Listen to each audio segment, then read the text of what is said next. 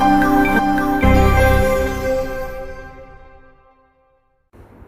selamat pagi anak-anak. Selamat datang kembali pada Sejarah Minat kelas 11. Jadi pada materi minggu ini kita akan membahas tentang peran Sumpah Pemuda dalam kebangsaan Indonesia. Jadi adapun materi minggu lalu itu mengenai akar-akar nasionalisme yang terjadi pada bangsa Indonesia, di mana setiap tanggal 28 Oktober 1928 itu terjadi namanya Sumpah Pemuda yang merupakan tonggak dari sikap untuk berdiri atau sikap menyatakan pendapat untuk merdeka. Itu terjadi pada Sumpah Pemuda 1928. Untuk materi lebih lanjutnya bisa kalian saksikan video berikut.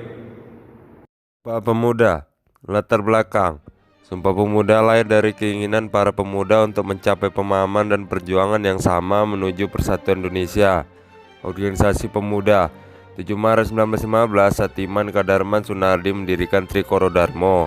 1918 berubah menjadi Yong Japa.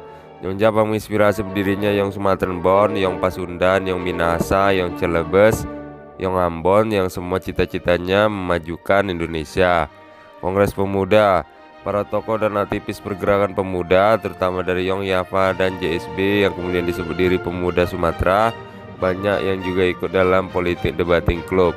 Dalam klub ini mereka berdiskusi tentang persaudaraan umat manusia, kemanusiaan, persamaan hak, etika dan moralitas, dan juga penyamaian dan pengingkaran kekerasan sebagai alat penyelesaian.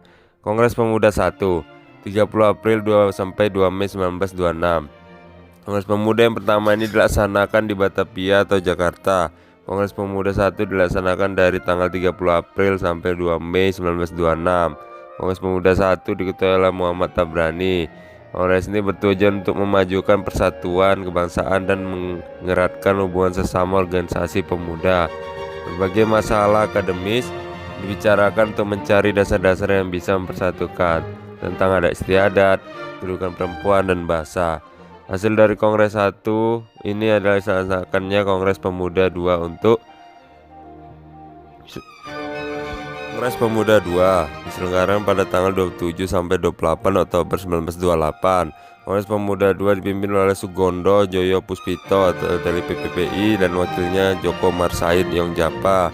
Penyelenggaraan Kongres Pemuda hari pertama di Gedung Katolik Yongligenbon atau Gedung Pemuda Katolik. Hari kedua digeduakan di Gedung Osjapa, sekarang di Medan Merdeka Utara nomor 14.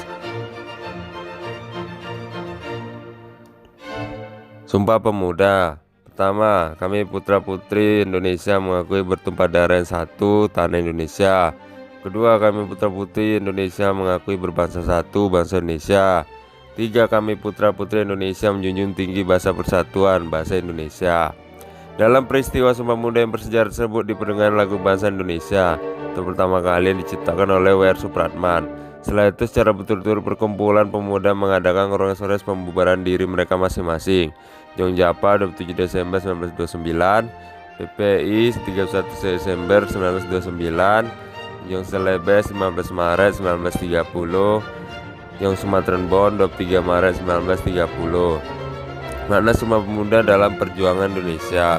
Pertama, peristiwa ini adalah pernyataan akan keharusan kontinuitas dalam perkembangan nasionalisme yang mengatasi ikatan etnis, daerah, agama, dan sebagainya. Kedua, seketika ikatan Indonesia disebut secara tegas, maka di waktu itu pula tekad ke arah kemerdekaan Indonesia telah dijadikan sebagai landasan cita-cita. 3, seketika Sumpah Pemuda dipatrikan, maka jalan kembali ke situasi lama secara konseptual dan ideologis telah tertutup rapi. 4, ketika bahasa Indonesia telah diakui sebagai bahasa persatuan, bukan saja sistem komunikasi nasional ingin diteguhkan, demokratisasi dalam hubungan sosial pun ditegaskan pula. 5, setelah sekian lama Sumpah Pemuda ketika kehadiran sebuah bangsa dirasakan sebagai suatu realitas. Pencarian tatanan masyarakat, politik, bahkan kebudayaan baru pun diperdebatkan dengan intens. Ya, itu adalah tadi mengenai materi yang bisa kalian dalami tentang peran Sumpah Pemuda dalam sikap kebangsaan Indonesia, di mana setiap tanggal 26 Oktober yang saya jelaskan di awal tadi itu merupakan peristiwa di mana pemuda-pemuda Indonesia yang berasal dari berbagai daerah untuk menyikapi menyikapi satu persatuan, yaitu tidak bersikap kedaerahan lagi atau meninggalkan kepentingan daerahnya demi satu tujuan, yaitu Indonesia untuk merdeka.